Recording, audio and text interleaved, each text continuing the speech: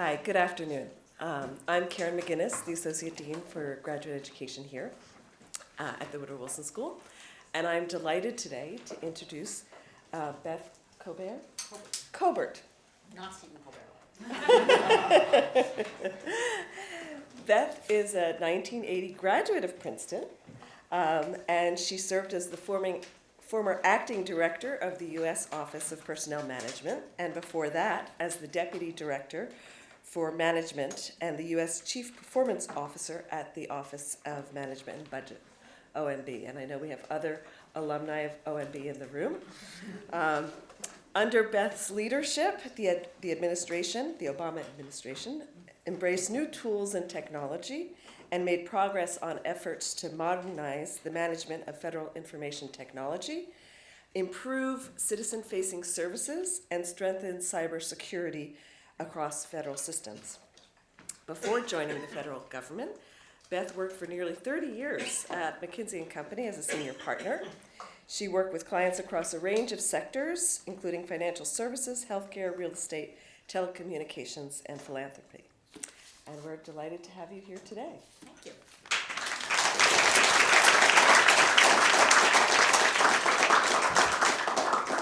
So I'll do a little walking and talking. It's great to be back here at Princeton and at Woody Woo. My thesis advisor was a Woody Woo professor, so I spent a bunch of time in this building, usually doing more listening than talking. So we're going to switch that around today. It's great to see some of my former OMB colleagues here, the students I've met. I want to particularly thank my mom for coming down from Montclair, New Jersey to join us today. That ensures that I will get lots of questions and a critique, at least after this meeting. What I wanted to spend my time talking about is what I learned from my 3.5+ years in Washington about from trying to make the government work better for the American people and leveraging what I had learned in my almost 30 years as a management consultant, helping businesses improve how they operate. So before we get there, I just want to start about my first day as a government employee when I joined the Obama administration in the fall of 2013, again, as the Deputy Director for Management. Now, I'd been nominated to be the OMB Deputy Director in mid-September, and I quickly had a hearing. It turned out that my hearing was on the second day of the 2013 government shutdown. And for those of you in the room who aspire to get a presidential appointment one day, I highly recommend having your confirmation hearing during a government shutdown. There's a number of very important advantages. The first is the senators are very, very frustrated and annoyed, but they are not annoyed with you. They are annoyed with all sorts of other people, so they're distracted. That's a very good thing. The second thing is there's really no staff in the room. So when you give an answer to one of their carefully crafted questions, there's not somebody who's helping them think about how to do that really deep dig and a follow-up. And third, there's also no staff to come up with questions for you to have to reply to in writing after. No questions for the record. And so at my hearing, when I was joining the government as a person who spent virtually their entire working career really in the business sector, the question I got most frequently from senators on both sides of the aisle broadly went like this. You've got this nice, cushy job at McKinsey, like in the private sector. Why on earth do you want to come here? And I said I wanted to serve the American people. I really was committed to bringing these best practices and helping things out. And they sort of looked at me and said, okay, well, have at it. So I got confirmed about a week later when shutdown ended, and I started work the day after the shutdown. And I went to my office. It's really in the old executive office building, which if you've been or seen in Washington is like this big stone, very ornate, impressive looking edifice. I had a very large office with an anteroom in front just to prevent anybody from getting in it. It had like 25-foot ceilings. It had an old wooden desk. It had a almost as ancient Dell laptop on the computer running an old version of Windows. And now I came from McKinsey that still used Lotus Notes, so like the old version of Windows was actually kind of a step up for me. There were many people with complicated titles like mine. Deputy Director for Management and U.S. Chief Performance Officer is a really long title. Everybody who worked for me, the federal chief information, everybody had a deputy, right? This was a new thing. This was not the business world. The chief information officer has a deputy. The head of the Office of Federal Procurement Policy has a deputy. And like at that first day of work, someone came into my office with this big pile of paper and said, I need you to clear these memos. And my reaction was, what's clearing a memo? I don't know what you're talking about. And I was sort of in this mode of, Toto, I don't think we're in Silicon Valley anymore. But over the course of my time in Washington, it became quite clear to me that while I wasn't in Silicon Valley and I wasn't on Wall Street and I wasn't on Main Street or I wasn't in a call center in Kansas City, there were lots of things that there were differences with government and business, and many of those were for very good reasons, and I want to talk about what those differences are. But there were also some lessons that could be learned from business that were very relevant to government. And finally, I'd like to say that actually being able to bring that knowledge across sectors was both challenging but incredibly rewarding, and definitely by far the most rewarding professional experience of my career. So I want to start by talking about some of the differences between business and government and why I believe that means you can't run the government just like a business. Now, I learned in Econ 101 here at Princeton, and hopefully all of you did, and whatever the equivalent was, that businesses have a clear purpose. Their goal is to produce some product or services that customers want to buy and do so in a way and produce that at a price that allows them to create a positive return for their shareholders. It is about making that kind of positive return. And while you can have businesses and companies that describe their mission in quite eloquent and glowing terms, Amazon's mission, and I'll quote, "Our vision is to be the Earth's most customer-centric company and to build a place where people come to find and discover anything they might want to buy online." Okay, they mean that, but it's really in a different goal. And a mission statement that I personally find just simpler and maybe more accurate is from AutoNation, which is very simple: to be America's best-run, most profitable automotive retailer. I think if you cut through it for most companies, they want to be the best run because it will make them the most profitable. That's the business they're in. If you think about what's the business of government, what are they trying to achieve, it's quite different. I'd argue that the business of government is trying to improve outcomes for society at large, whether it's protecting national security, promoting economic growth, creating opportunity for all of its citizens, and to do so in a way that protects the minority as well as the majority. And it does that through a number of different roles. It does that by making policy, which I know is something that people at this place spend lots of time thinking about.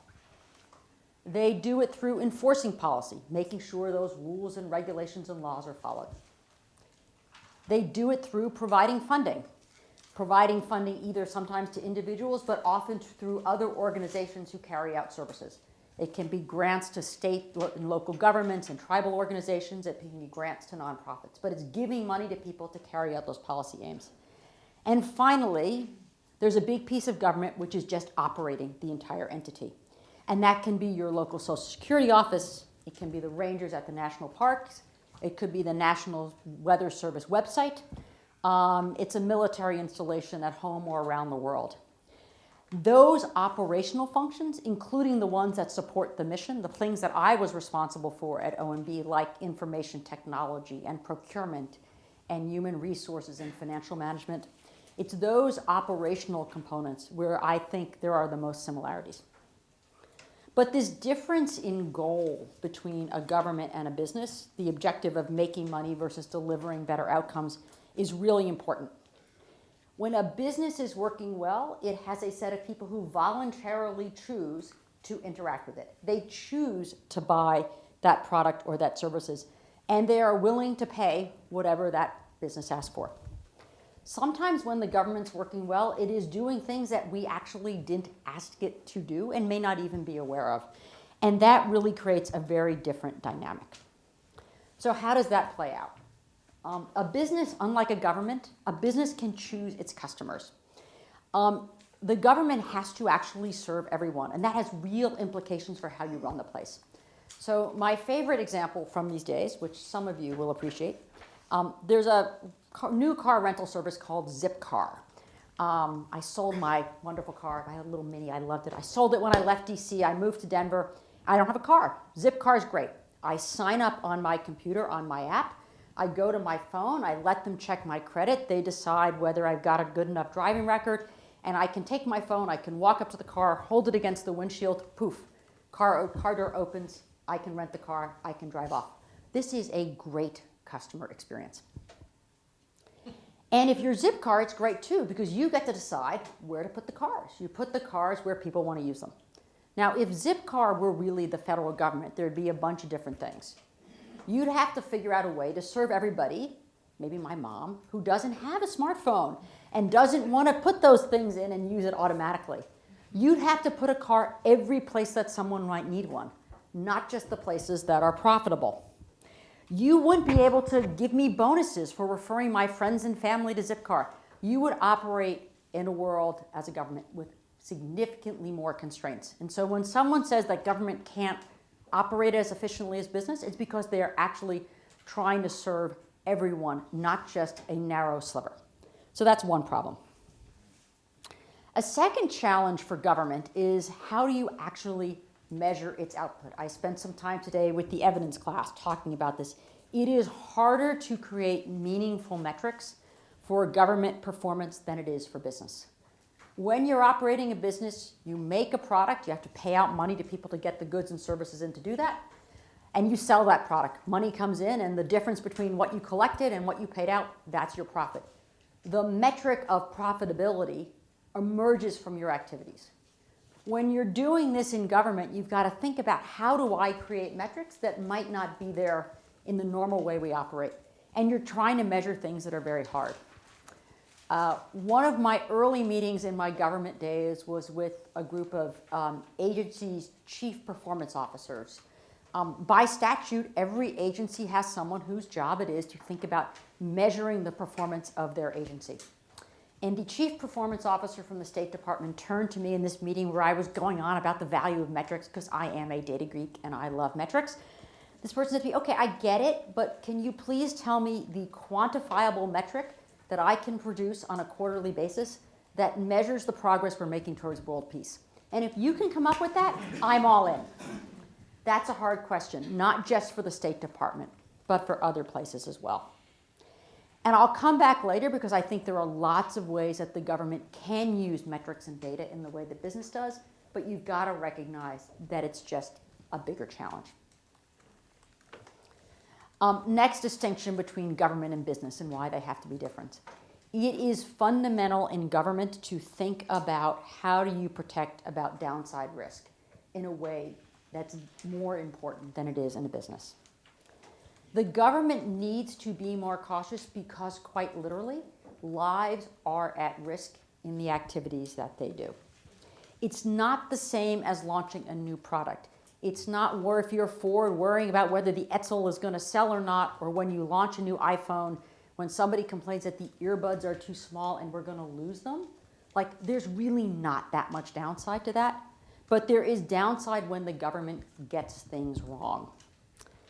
Actions and statements have real consequences. They can swing economies, they can start conflicts, and if your role, as it is in the government, is to protect public health and safety, or national security, or workers, mistakes from going too fast or not being thorough have very, very high costs. And we unfortunately learned that lesson a few too many times. You have to be careful and make sure you are vetting those decisions effectively against the people whose lives are going to be affected by them, against the communities where you're going to implement them, to understand what are the consequences and the unintended consequences of your actions. And that generally means that you're going to have to move a little slower. Now, it doesn't mean that you can't find ways to move fast when there is an emergency, and it doesn't mean that you don't need a sense of urgency. Like, moving carefully and thoroughly does not mean moving at a glacial pace, but you do have to take the time to do the work right and to do the work well. And frankly, the more time I spent in government, the more I came to appreciate how a thorough process really does bring benefits. Again, a thorough process that moves forward, not a thorough process that gets stuck in black holes.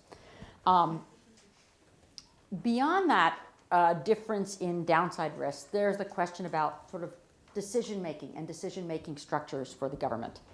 And in a business, right, either the owners of the business make those decisions or management gets those decisions delegated to them by the board of directors, and you sort of operate. In a day-to-day life in a corporation, even if you're the CEO, you are not checking back and forth with your board of directors every day. You've got a set of parameters, you've got freedom to decide. That isn't really how it works in the government, because there's this, co-equal partner at least to the executive branch called Congress, and they think they have a right to help decide what the government does. And this plays out in lots of different ways, probably most visibly, and then I'd argue maybe most challenging in the context of the budget process, as Martha Coben would attest, and I'm sure you've learned in her class.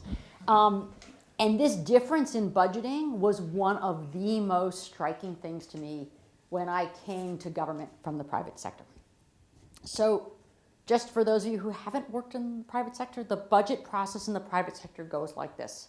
It's the spring, it's strategic planning season for most every company in America. They start about March, they finish in June, they set plans for the next year, for the next 5 years, what are the markets they want to compete in, who are the customers they want to serve. That all gets cycled up. You talk to your business units and say, okay, these are our broad financial targets for next year. Have at it, tell us what you need, what you're going to produce. You have a few arguments between the corporate center and the business units, kind of like between OMB and the agencies in the government. You make a set of decisions. It's approved in November. You take it to the board of directors. They vote yes, because they virtually always, they ask a lot of questions, but they typically vote yes. And when you start the year January 1st, you know how much money you have to spend, what your performance target is, what you're trying to do. It sort of just goes through. And by the way, if something changes, you adjust it that quarter and you keep going. That's not how the budget process works in the federal government, to put it mildly. The budget process is uncertain, which creates dysfunction. There's no capital budgeting, and I'll come back to that. And there's a lot less flexibility to react to changes in the environment. So running the government just like a business in this budget context, it doesn't happen. So let me talk for a minute about uncertainty. Certainly for my time in government and for much of recent history, Congress hasn't passed budget resolutions. It hasn't passed appropriations in the way that the system is designed to operate. Now, I can tell you that that would never happen in a business. You would not start the year not knowing what you're doing and sort of wondering from month to month what's going to happen next, which is kind of what happens.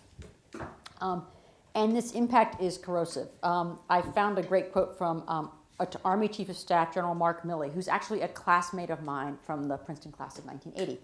And I'll read it. Quote, "It's the cumulative effect. We've been doing continuing resolutions now for 8 years and a shutdown in 2013. It's like smoking cigarettes. One cigarette is not going to kill you, but you do that for 8, 10, 20, 30 years, and you're eventually going to die of lung cancer." This dysfunction and lack of order in the budget process is, frankly, corrosive to government operations. It means you spend lots of time planning for alternative scenarios, which typically don't come to pass, but you have to do the planning anyway. It is hard to think about being innovative in next year's activities when, by virtue of a continuing resolution, you have to keep doing what you're doing no matter what. So it just doesn't work, and therefore you can't respond.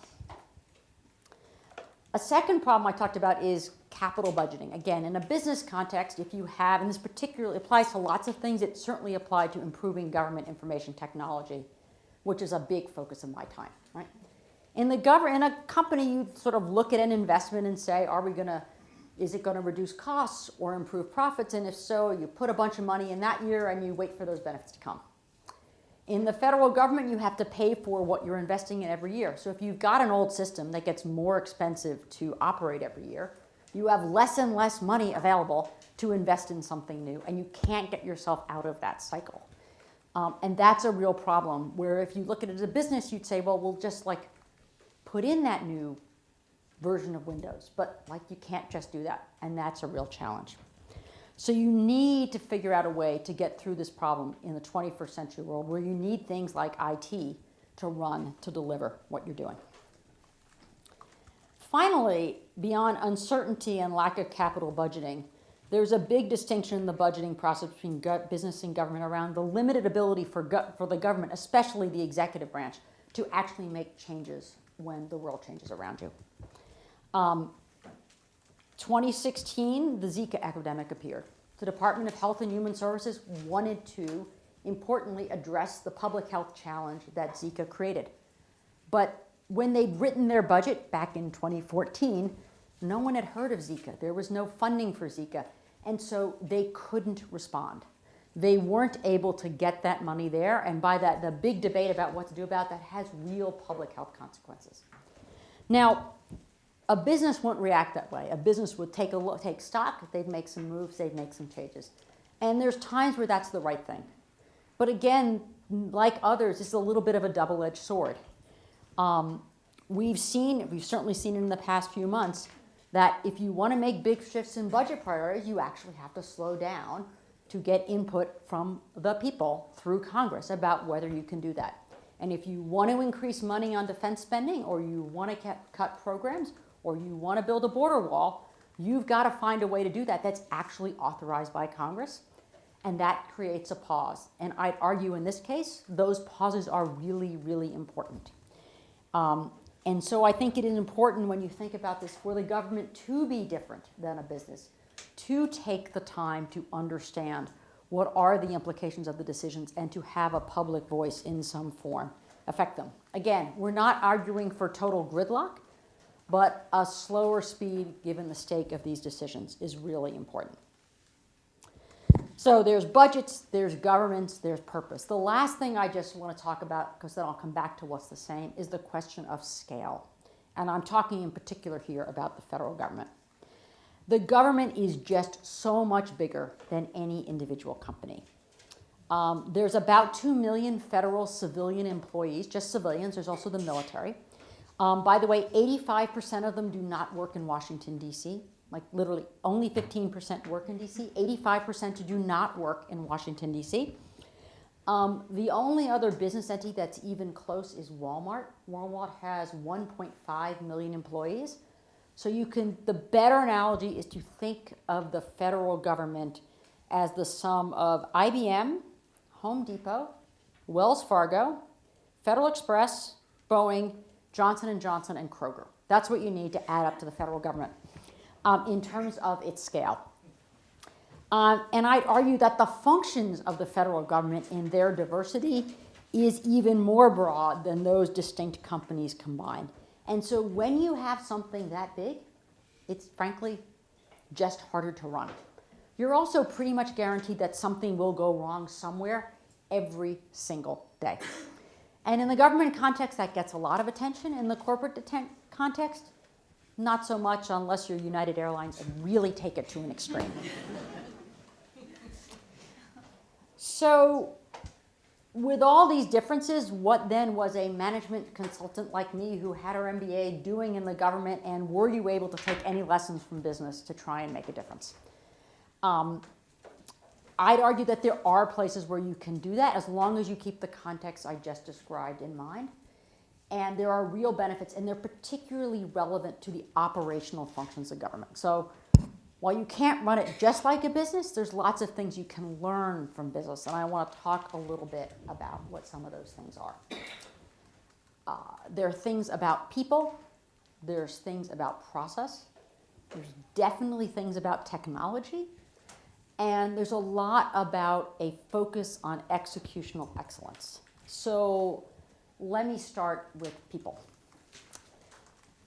As the person who had oversight for the personnel issues across all of government in my role at OPM, I want to start by asserting that there are many, many, many fantastic people in the federal government who every day come to work and care for troops and support small businesses and fight forest fires and plan missions to Mars and work on breakthrough research in cancer, or frankly do even more mundane things like work at the Office of Personnel Management and make sure that federal retirees get their checks every month on time.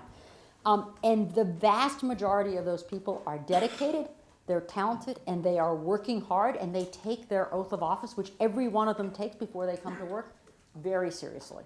And all the things you read about, all the problems, they exist, but by and large, that's the workforce you've got. Now, getting talent into the government and managing this talent to produce even better results is a place, though, where there's lots of practices from the business world, particularly as it's evolved, that can be applied. And they need to be applied, but in the context of the things that, again, make the federal government or any government unique. Government personnel systems operate under something called the merit system principles. And while you hear a lot about them, and there's lots of rules written about them, the ideas behind them aren't that complicated. It is that when you hire people, it should be based on a fair and objective evaluation of their capabilities. It means that you are focused on fair and equitable treatment without regard to race, color, religion, national origin, sex, marital status, or age. It means that you're focused on building a workforce drawn from a broad pool of people who have access to these opportunities, and that you're creating a civil service that is protected from undue political pressures. Those are basic principles. They're not that complicated, and I think they serve the country well. But there are also principles and the processes, more importantly, the processes behind them that were created, the processes, in a very different era and fundamentally do need to be modernized. And we spent a lot of time talking about this both when I was at OMB and at OPM. In fact, when all of the cabinet and agency heads left at the end of the Obama administration, we had to write an exit memo to the president, which are all public, by the way. They're great reading if you like to read interesting things about government. And we talked a lot about this in my memo. So when you think about the civil service system, it was designed in an era when the federal government looked really different than it does now. When it was founded, most of the federal workforce was doing basic clerical jobs. Today, about a quarter of federal employees have an advanced degree beyond a bachelor's. That metric for the private sector is less than 10%. So you have a workforce that is professional and technical and doing complex decision-making, not just moving pieces of paper around.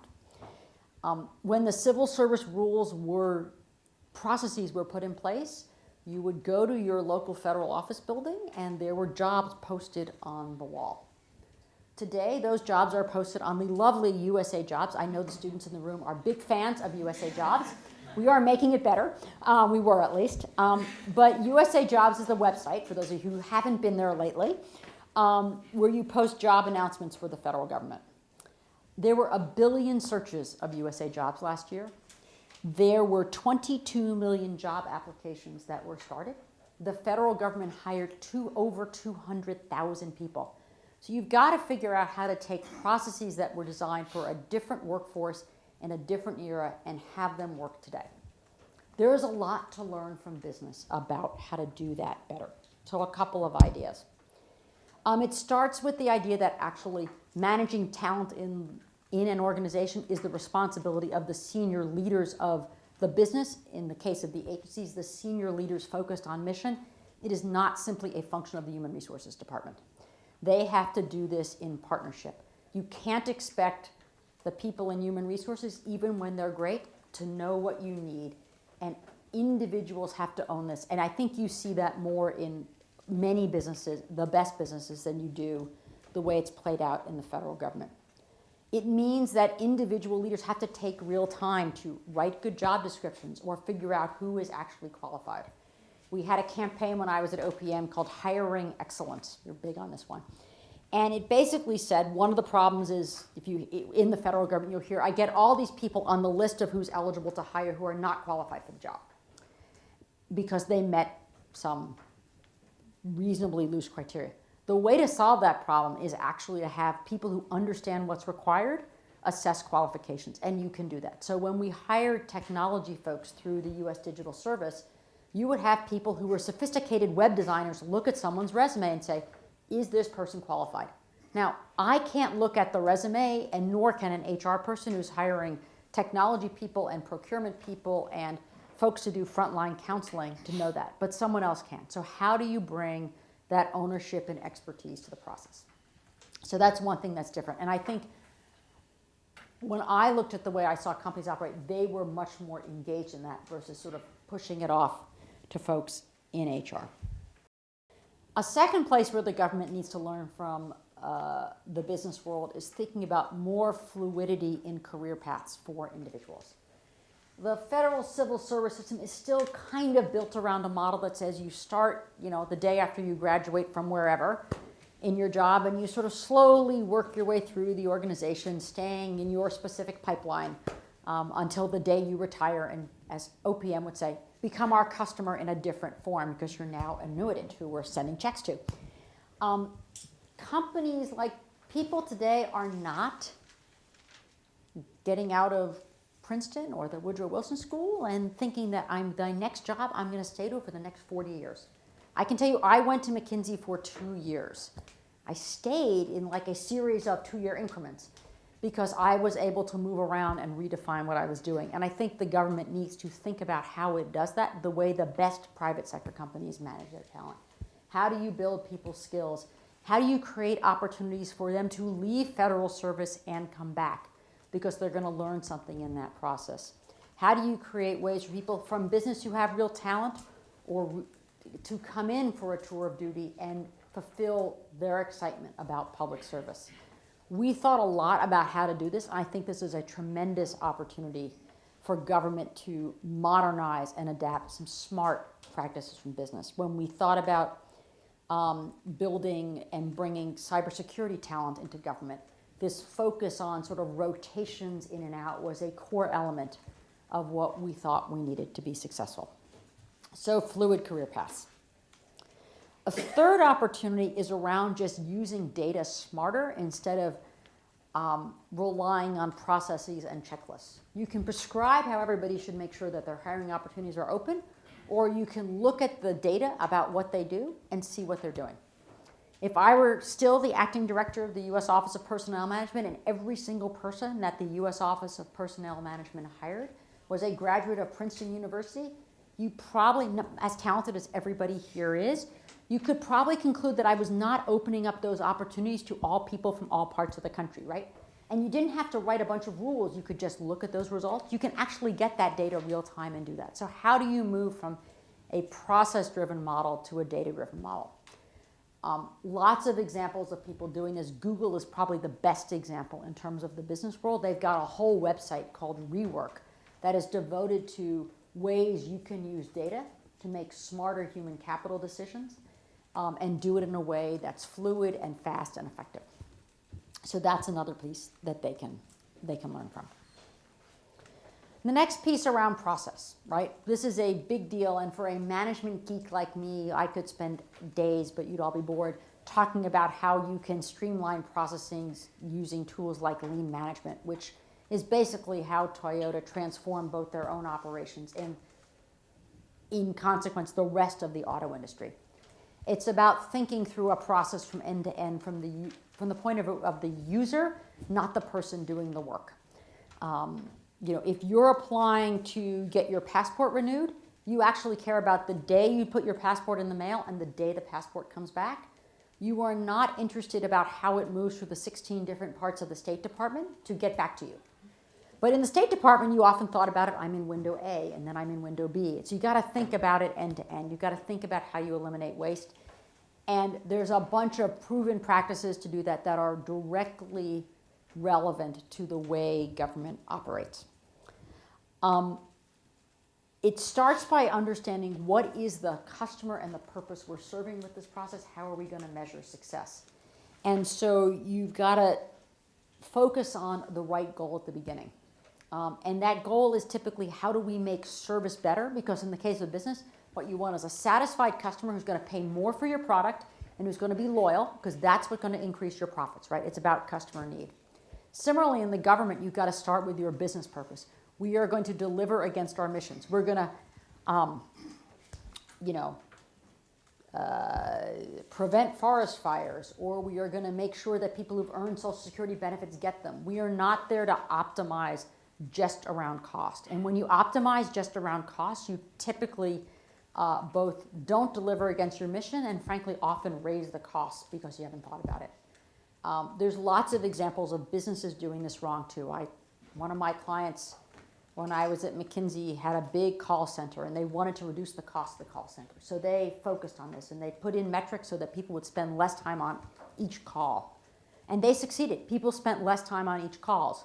But everybody had to keep calling back because they never got their question answered when they call. You guys have all probably talked to someone at a call center whose goal it is to get you off the phone, and then you have to call back. So what happens? If you're a business, what happens is your costs go up, your customers get unhappy, they start to figure that there's somebody else who can provide this service better than you can, and in fact, in the end, they've gone completely counter to their objective of making money, right? They've made it worse by trying to be cheap.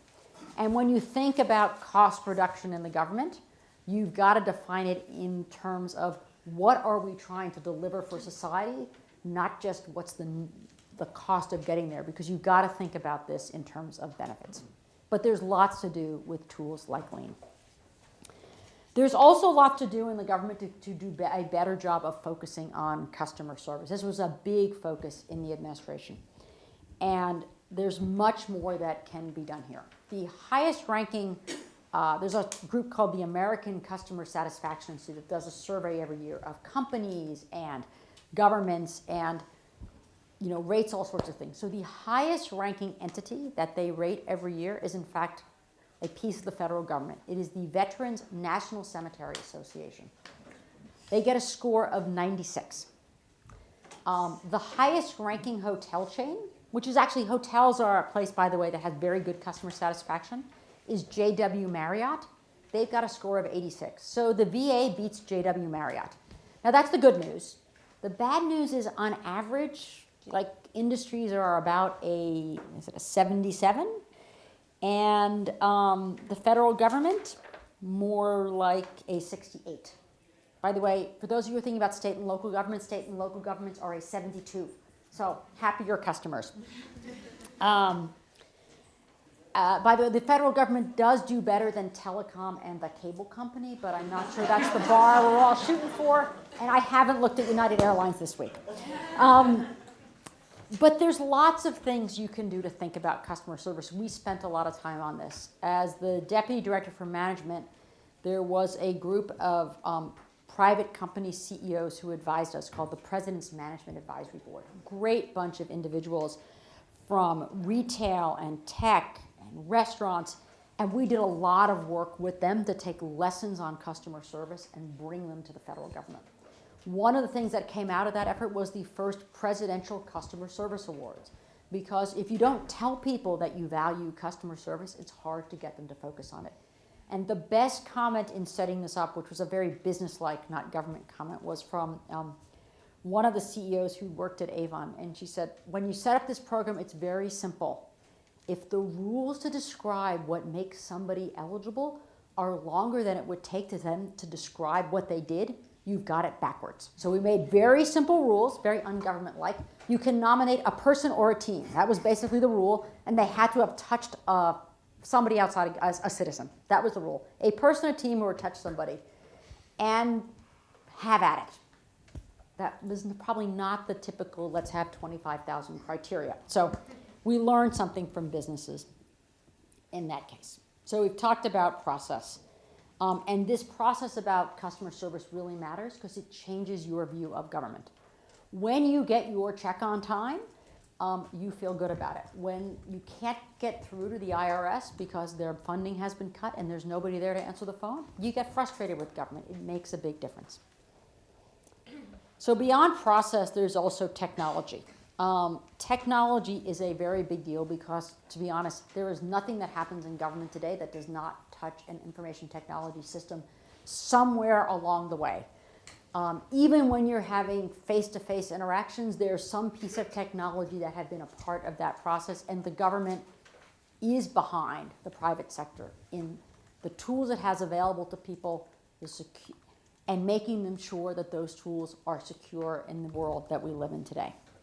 So there's a bunch of lessons that we spent time on in the Obama administration where there was a lot of good progress made, and there's plenty of progress still to be made. And actually, it seems like this administration is in fact thinking about some of those tools. So the first is you've got to find a way of putting in place IT that reflects the modern way of building IT systems. The old model was you would decide, I want a system to do something for me. And you describe everything you ever wanted that system to do, and you take that, and those are your business requirements, and they'd sit over here. And then somebody would go build to that requirement. It's like a recipe. You had the recipe and you were going to follow that recipe exactly word for word, and you got scored on whether you did it because you thought if you followed the recipe exactly, then you'd get whatever you wanted at the end. But, you know, things change, right?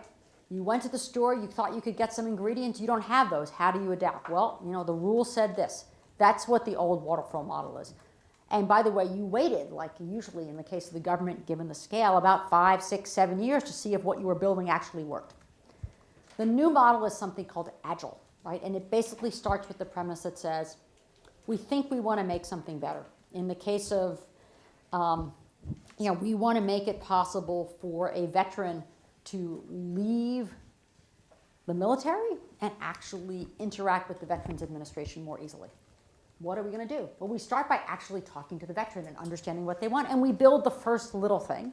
And when that works, we build the next little thing, and you keep iterating. So at the end of like 60 days, you have something new. And then you have a next thing new. And by the end, you actually have a system that's worked, and you've got deliverables along the way. That's how companies build systems. That's not how the government builds systems, typically, and that needs to change. So you've got to really think about how you do that in a very different way. You've also got to think about how to give people inside the federal government the tools that they want to have. Now, I came to my old version of Microsoft Office, and it seemed a little better than Lotus Notes. But if you've worked in an environment where you have instant messaging and tools like Slack, for those of you who know what those are, it just feels very different, and it gets in the way when you can't do those things. And one of my favorite folks on my OPM team really wanted to have Slack, but like we couldn't get there. And it wasn't just the budget or the money. It was, as he would describe it, the Federal Records Act, which was first drafted in 1950 when people typed things and put them into file cabinets. It said you have to keep every single federal record, and it has to be done in a certain way. And you know, the people who built Slack or whatever other tool you like, they didn't design their system to be compliant with the Federal Records Act. And so you couldn't put it in. Martha's smiling. So how do you solve that problem? You've got to figure out a way to modernize those rules, whether it's the Federal Records Act for those of you inside of government. The Paperwork Reduction Act is another one that just really makes people excited. To think about, we are operating in a digital world. We need to preserve records. That is really, really important. But how we do that doesn't have to be the same rules that we had before. So you've got to change those things. And finally, when it comes to technology, you've got to get more technology talent into government. It is a very different conversation when there are people in the room who understand what they're talking about. And I watch this transformation in the private sector. I used to serve lots of big financial institutions, and I can tell you that the people who were running the IT department were not in senior management meetings where you were making big strategic decisions and operating decisions 20 years ago or 15 years ago. 10 years ago, they started showing up. And it wasn't that they were now in the room, but it was also that the executives who were there running the business actually understood the technology tools that they had. And you would have real conversations about what you were going to do and how you were going to operate that were very, very different because people knew what they were talking about. We've got to find ways.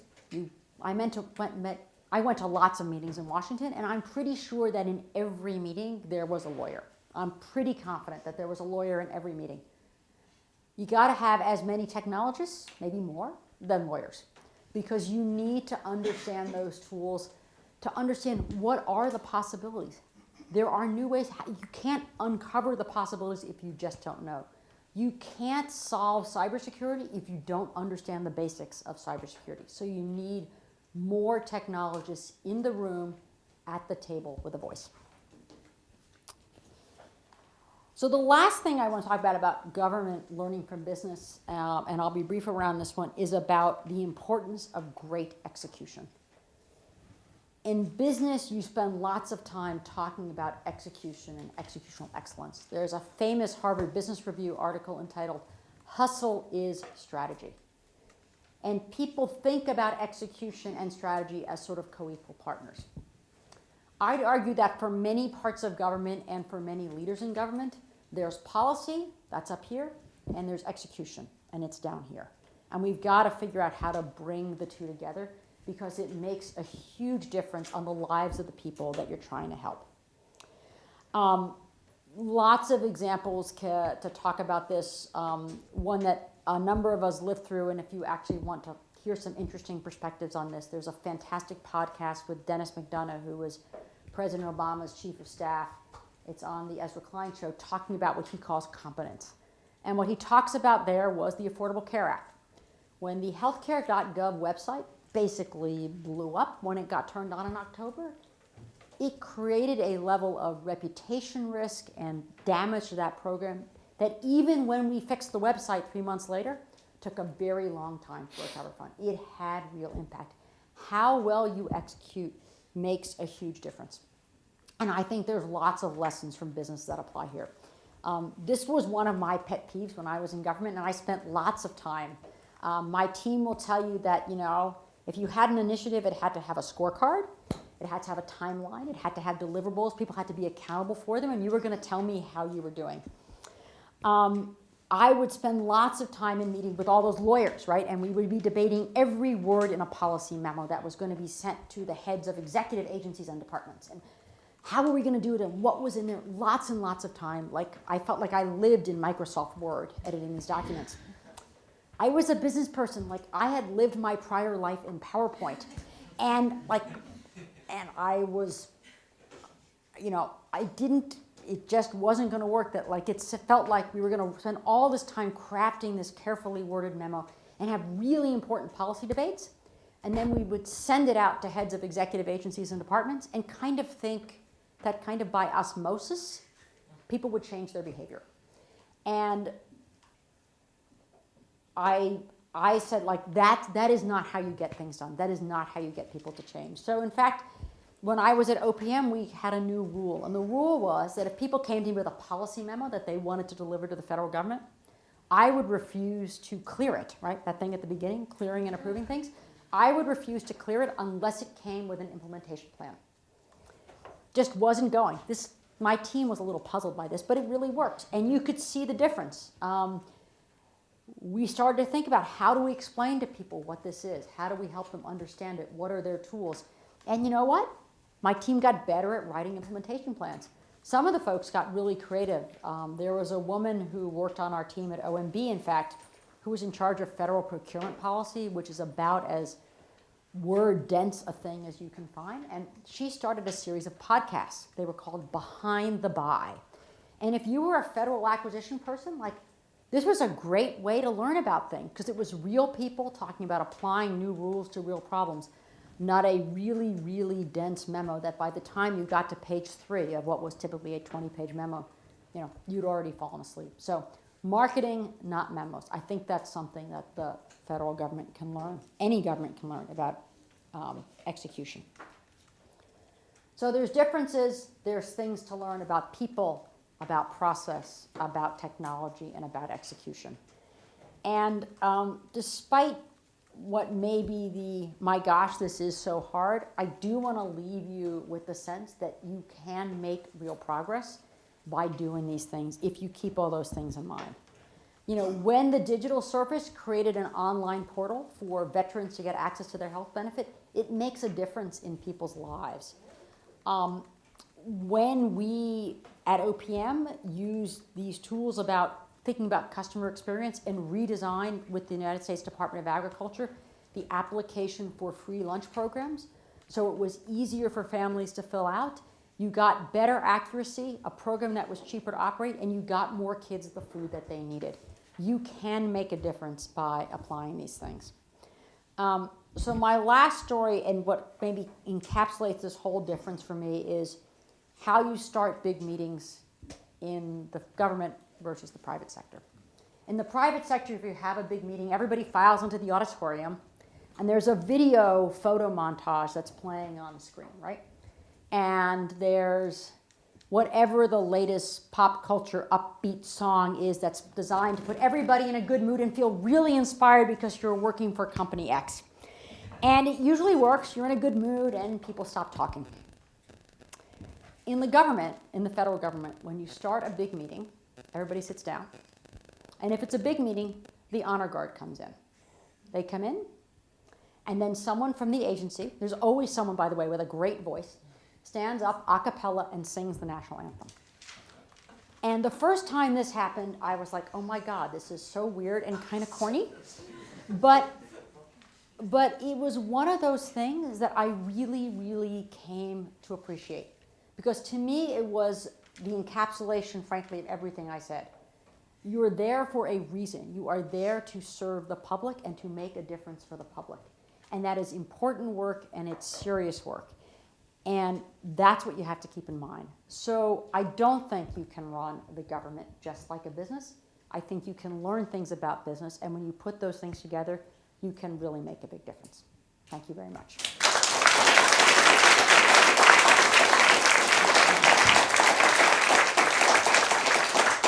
And now I'm happy to take questions, right? Yes? All yours. Priority to students, of course. Hi. Hi, I'm Andy. I'm a first-year master's student. Thank you very much for an awesome talk. What is the first area of government that you would privatize, and what is the first area of the private sector that you would nationalize? Ooh. Good students, hard questions. Privatize. So to me, it's all about pieces as opposed to whole functions, right? And that's the, and sorry, I'm going to give you an answer like a consultant. I was a consultant for a long time, so it depends is the answer. It's always a good answer if you're a consultant, by the way, or if you're testifying before Congress. I would look to use the private sector and tools to do experiments and trying things out sometimes, where you really can define what your objective functions are. Remember, the goal is not to make money. The goal is to deliver service. So how can you do that better? It's those kinds of things versus, there's a whole debate about what are inherently governmental functions. But you've got to keep, even when you have the private sector doing stuff, you've got to keep in mind that you've got to set the metrics for that to be metrics that are about better outcomes for society and not just about the profit maximization of the person doing it. Yeah. My name is Alex. I'm also a first-year master's student. You referenced metrics and acknowledging that on the one hand, it is more challenging to apply lots of metrics in a government context, but on the other, that you did have some suggestions and ideas. Maybe for instance, taking into account the current conversation about scaling back State Department budget and trying to sort of quantify the value of what they do in terms of security and that kind of thing. So I think this is where, and we had some of this discussion in class, you have to start building some of that data in a way that happens. So, when,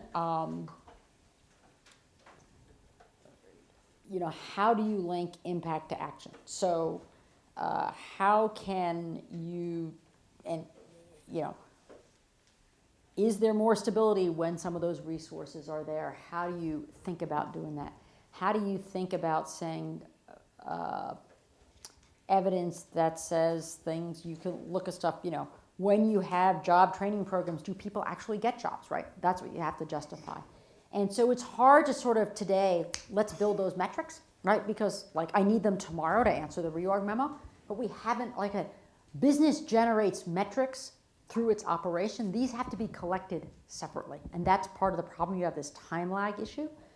I was describing in this other class, I did a lot of work about extending financial services in developing worlds, and did that actually help people raise their standard of living? It took 4 years to do the study to prove that that is in fact the case. So if you asked me when we started, could we prove it? No. So how do you look for ways to build that as you go and put that evidence into the process so you can use it to make decisions, and not start with a metric that says our goal is to cut by X, because that's actually for sure not going to get you to the best outcome, best answer in terms of outcomes. Follow-up questions. Oh. About metrics.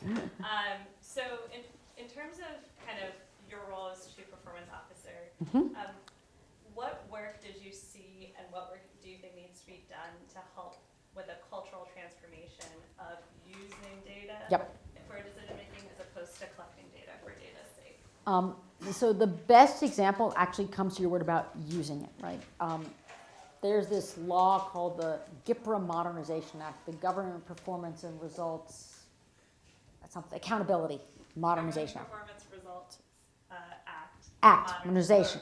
Anyway. Modernization It Act. requires every agency to put out things like performance goals, kind of like a business would. It's supposed to be like business. That works when people pay attention to what they're doing as opposed to fill out the report and leave it on the side. So an example from the Obama administration. There was a cross-agency goal about reducing veterans' homelessness, right? Too many veterans living on the street, this was a problem. And it was a joint goal for the Veterans Authority, Department of Veterans Affairs and the Department of Housing and Urban Development. And people took these metrics, people paid attention to these metrics because, frankly, leadership paid attention to these metrics. They really did look about how could we collect this data, and every quarter, how are we doing? Where are we making improvements? And you saw a dramatic improvement in performance. And I'd argue that came because people were using metrics as opposed to there's some, you knew where to look, you knew where to go solve the problem. So the most important thing about metrics is not to have them be in some report that sits in a book in your office or that you send off to Congress and hope that they don't ask you about. They have to be things you used every day. Sean Donovan, when he was the Secretary of Housing and Urban Development, he paid attention to veterans' homelessness every quarter. And you better have a good explanation about what you were doing and why Phoenix was doing better than Las Vegas versus New Orleans. So it's about using it. That's really what makes the difference. Sorry. Zach, Yeah. this chat this morning, but thanks again for the talk. One of the questions that I was wondering about when you were talking, consider the fact that you often have a lot of people paying taxes, people who are basically customers of government. Kind of one area is tax time, we all just either got a nice little refund or send a check off to the IRS. But we often don't receive payment, we don't necessarily connect the payment of our taxes to the services that we receive. Yep. And especially people who pay lots of taxes, sometimes they're not receiving as many services, right? Because they don't, but they receive services that they just don't think about. So from your perspective, how do we kind of help connect or illustrate the tax dollars that we put in and the services that we either receive directly or benefit from indirectly? I think that's a really, really powerful question. And I actually think in state and local government, where the service is more likely to touch you as an individual, that's sometimes more visible. So how do you do that? This is a big communication challenge. For those of you who had a smartphone and you pressed on the weather icon today, you are using a service of the National Weather Service. That's what powered whatever app you have. It's almost like you should have this little pop-up button that says, brought to you by the National Weather Service, paid for with your tax dollars, right? I know it sounds corny, but I actually think that's true. The Social Security Department, by the way, which sends you your annual statement of Social Security benefits. That's a way of describing to you what is in fact you're either getting or you're going to get at some point in the future. I don't think we've found enough ways to do that. And that's the kind of spending also where if you went to Congress and say, I want to spend money to mail all these letters to people, they'd probably say that's a waste. That's money that actually private sector companies spend. They spend money promoting and marketing their products to remind you about all the benefits you got from them, right? And that's a real difference. And that kind of money in government is viewed as a waste. And in the private sector is viewed as productive marketing expense. So, a little powered by, the U.S. federal government. I don't know. It's a thought. Hi. Thanks so much for your talk.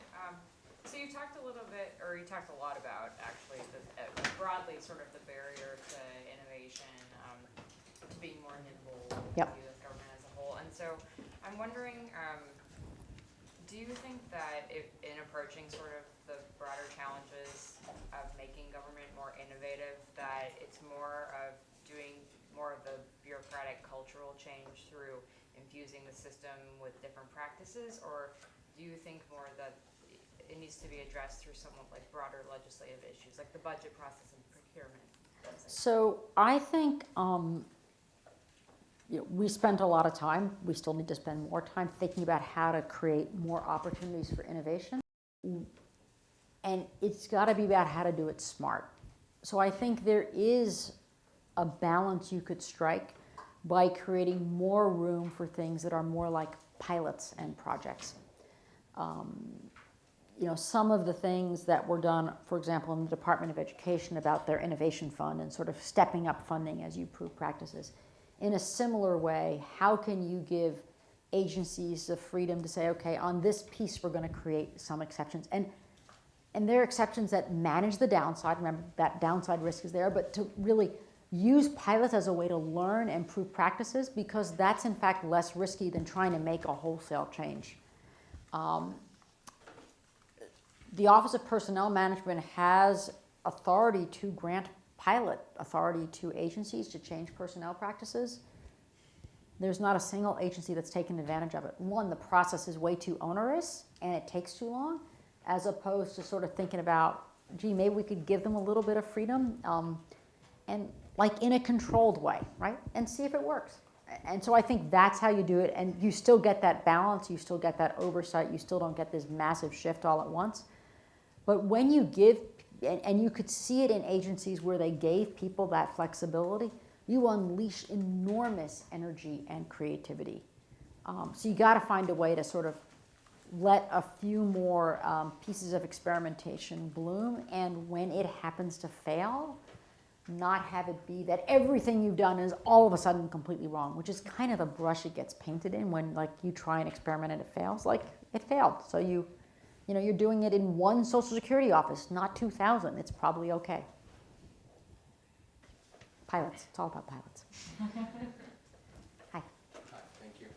What are your views on if any tensions between what you describe as a long-term sustainable goal of improving governance and more short-term element like 4-year terms, bipartisanship, or White House emergency that maybe we see more on the news? So, the tension between the near term and the urgent and the long term is part of any organization. This is not unique to government. In corporations, it plays out with what am I doing with next quarter's earnings? And so you as a leader have to find a way to manage that, right? That is one of the benefits of the career staff. They're there, right? And they have lots of accumulated wisdom and experience and a long-term horizon.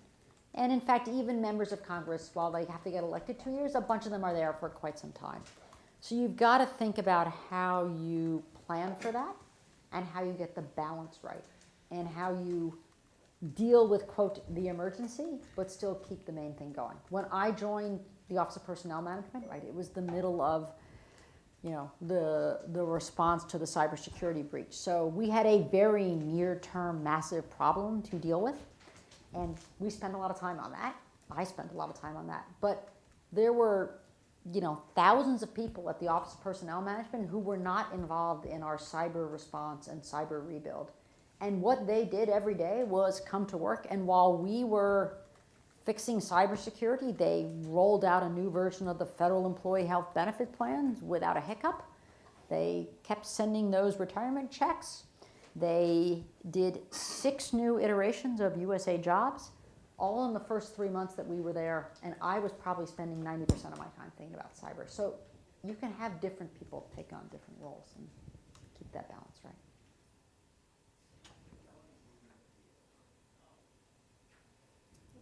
So for those of us at a policy school, Yeah. one way that students think about getting into the is the Presidential Management Fellowship. And Yep. so if you could, now that you're outside, Yep. completely redesign it, or perhaps have more pilots, what would you do? So I do a couple things, some of which we actually were doing, so I got to do those before I left. One was we moved the Presidential Management Fellows Program, for those who don't know what it is a process by which the OPM administrators for the entire federal government agree to bring in great talent from public policy schools and similar places in sort of a centralized recruiting funnel. You get in, you get qualified, and then you can get placed in an agency. So that's what it is. One of the things I would do, and we did try to do, was to move the process earlier in the year, so you know, and it's, by the way, it's very competitive, right? That's a good thing. So that people know whether they're eligible sooner and fits better with their career planning.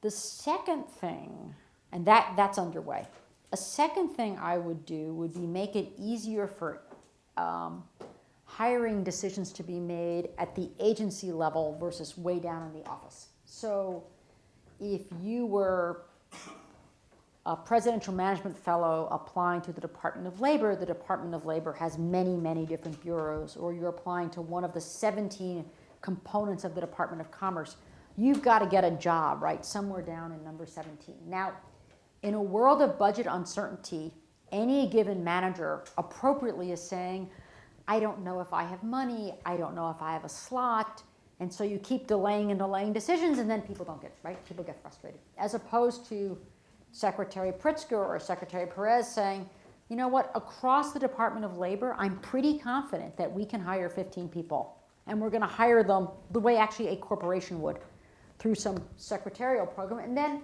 over time they get allocated to different components and bureaus because budgets play out, or somebody quits or somebody doesn't. So I would actually create an ability to sort of collect that talent in one place at the top of an agency and let it filter down versus relying on the bottom-up process. I think that would create more certainty for those of you who are looking for jobs. It would create more, frankly, flexibility and have you rotate around. We tried some version of that at the Office of Management and Budget where we created a pool of people there. But I think that is a very practical way to solve this.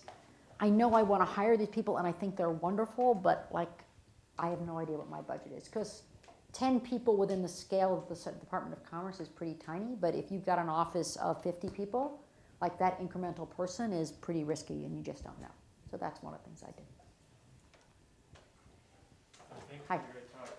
Recently, some pundits have suggested moving federal agencies out of Washington into other states, for example, Montana or Idaho. Yeah. What do you think of this idea? As you recall, I said 85% of the federal workforce is not located in Washington, D.C. So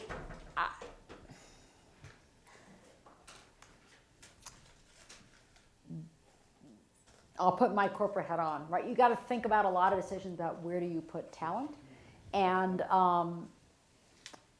there is, you know, despite, even if the federal government had the most modern technology and ability to do things like video conference and all those fun things, there is something for people being in one place. And so you've got to find a way to get enough critical mass there. I do think it's a bit of a false, it's one of these things, like it's just like really, because most of those things aren't there. But you know, I know part of the comment was, you know, people just steal procurement people and move them from agency to agency, right? The OPM procurement team, most of the OPM procurement team was in Philadelphia. And the reason it was in Philadelphia is because actually we could retain those people better in Philadelphia. So there's a lot of that goes on already, and I think you've got to go beyond the hype and say, okay, of the 15% of the federal government that's in Washington, D.C., okay, how many of those people are in the Pentagon? How many of them need to be in, you know, rooms where, in fact, you know, like at the State Department, you know, you need secure communications and you can't build that everywhere. How do you get enough talent to move there? But so I think this is like one of these ideas that may sound great, but you then have to think about how you'd implement it. And you know, there's not that many people. I mean, you know, there's a lot that's there, but there's really most of it is already not there. Yeah. Hi, I'm Asha. I'm an MPP and I'm British, but many of the issues you outline, I think, are shared by many governments. Yep. So I guess what I was wondering about was that I think Princeton's kind of exceptional, as in you have lots of, you know, like bright and motivated people who are committed to a career in public service. But one of the challenges that we see in the UK is just attracting people, especially young graduates, into government work when Yep. it's often not regarded as that kind of valuable thing to do. So I just wondered what thoughts you had on attracting people in. So as I think about the challenge, there are lots and lots of people who actually want to find a way to serve their fellow citizens. I actually think that ethic is really strong, and we've got to find a way to accommodate that, that makes it easier. And I think we also have to think about how someone is going to do this over the course of a career. As I said, I am a big fan of this concept of, how do you manage your career to move in and out of public service and have that be a norm versus a super hard thing to do. You can think about the analogy for many lawyers, right? You leave law school, you go, you go clerk for a judge, that's government service. Maybe you go work for a law firm for a few years and make a bunch of money so you can pay back your student loans. And then you go work for a U.S. Attorney's office. And then you go back to your private law firm. By the way, you've probably progressed faster than the person who never left because you got more scope of responsibility. And so then you go back, and then maybe you leave again. It's more fluid in and out. It's not clear to me why we can't do that in other parts of the government in the same way. And I think that would satisfy people's desire to contribute. The public sector, let's be clear, is never going to pay people as much as the private sector does, and it shouldn't, right? So it helps people manage their incomes over the course of their career. I think and by the way, they learn something new and they bring it back. So I think that kind of model, whether it's that, there's talk about things like a cybersecurity reserve corps, kind of like the Army Reserve. There's lots of interesting ways where you can play with this that don't say you make a decision when you're 20X and you're living it the rest of your life, because that's actually not how people's careers actually play out. Oh, yeah. I assume there's a certain level of patronage in the federal government, and what's the impact of patronage? What's positive about it, and what's negative about it? So I would dispute your premise. I mean, and I'm not sure about by patronage, right? So I can tell. Patronage. What? Patronage is hiring. No, I mean, so it is, the rules about the civil service are really, really clear. And you can't, I mean, they are inspected, they are followed. It is, trying to get a civil service job. Anybody here apply through USA Jobs for a civil service job? Find any patronage? Of the 2 million people in the federal workforce, right? About 5,000 are political appointees. Those are jobs that don't go through this process, but it really doesn't happen. It is really hard. The process is got all sorts of brakes put on it, which is what makes it so hard and complicated. But it is, the OPM's job was to go inspect all these people and make sure they weren't doing that. So it really doesn't happen. And anybody who talked to me about getting a job in the federal government, the answer is there's USA Jobs, go apply. Because that's how it goes. It's a quite disciplined process. And it can be frustrating to people trying to break in because either it feels like the jobs are only open to people who are already in the government. And by the way, there is a bias to internal promotion, the same way there is in most companies. But if you want somebody to get a job, the answer is here's the information about it, but the process is actually quite disciplined. People take this stuff remarkably seriously. And we looked for violations. We had a whole unit at OPM that looks for violations, and they found other problems with personnel practices, but patronage wasn't one of them. Not when I was there. Well, I worked for the city of New York in the personnel department for 10 years, and I saw it firsthand. I was involved in it to some extent. Yep. So it is, I think, but I'm curious about what you said. Yeah, at your level. and that may be true, but I don't think you. I actually think the federal government's rules about this are in fact stricter than most cities are, and the Well, process strict is much rules. more. The city of New York has strict rules, but there's certain that Not that often. okay. Do we have any final questions from a student in the room?